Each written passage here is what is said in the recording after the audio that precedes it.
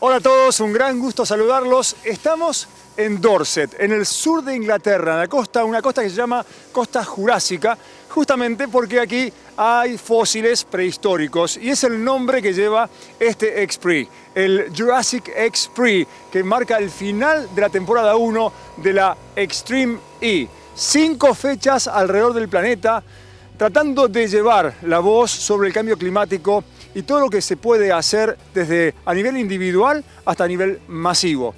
Las condiciones son estas, y miren cómo viene el auto de Acciona, el auto de Carlos Sainz y de Laia Sanz.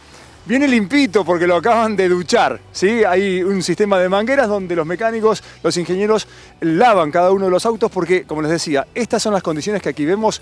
Muchísimo barro en este final de campeonato.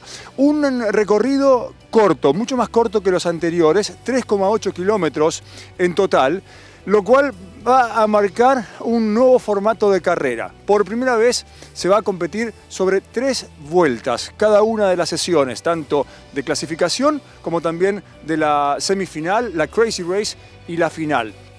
De los 9 equipos que compiten aquí en Extreme E, hay varios que tienen posibilidades matemáticas de quedarse con el campeonato de esta primera temporada. Sin embargo, hay 2 equipos que son los máximos favoritos, el equipo X44 de Lewis Hamilton y el equipo de Nico Rosberg. Hablamos con sus 2 pilotos.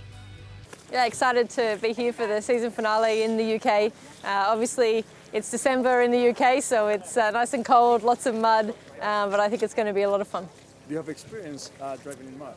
Yeah, it looks a bit like Wales Rally GB. It was always run at the end of the year and quite cold and muddy, so yeah, it's nothing new, but obviously the track will be new, and yeah, all those things, and driving these cars in these conditions will be new for us, but I'm sure it's going to be a lot of fun. How do you manage the expectations?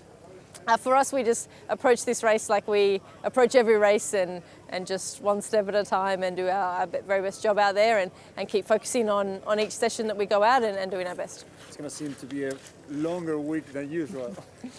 Yeah, I mean it's obviously many days to go, and yeah, of course we want to do well, but yeah, we can't think too far ahead. We've got a big job ahead of us this weekend, and yeah, it's just like every other race.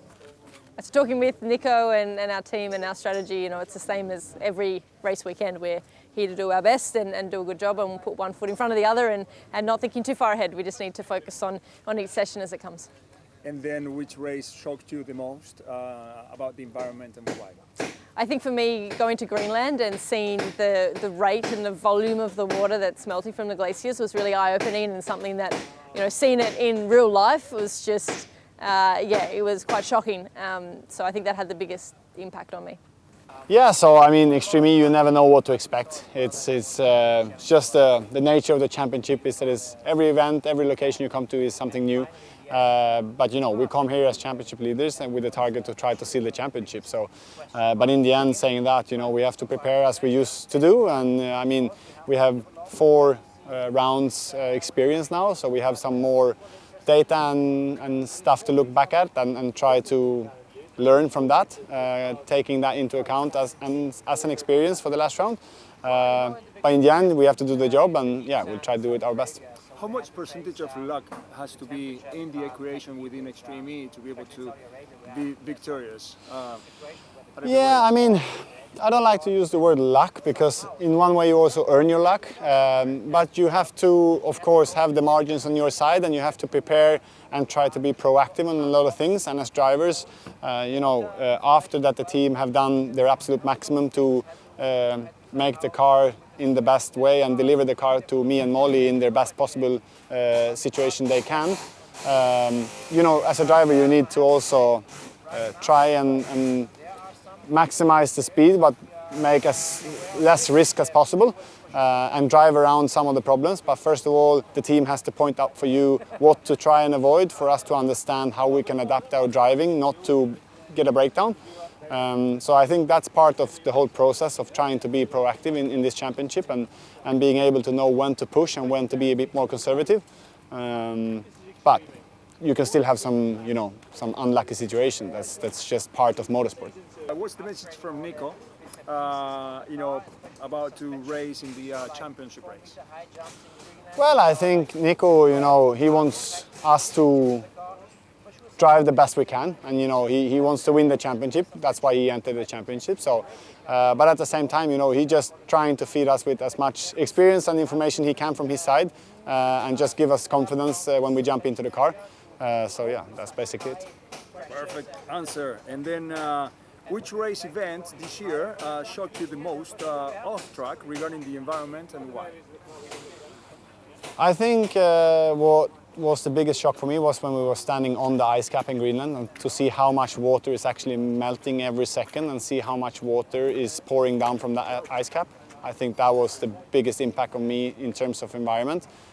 And on the equality, I think the equality differences in Saudi was also quite severe. So yeah, those two is the standouts for me.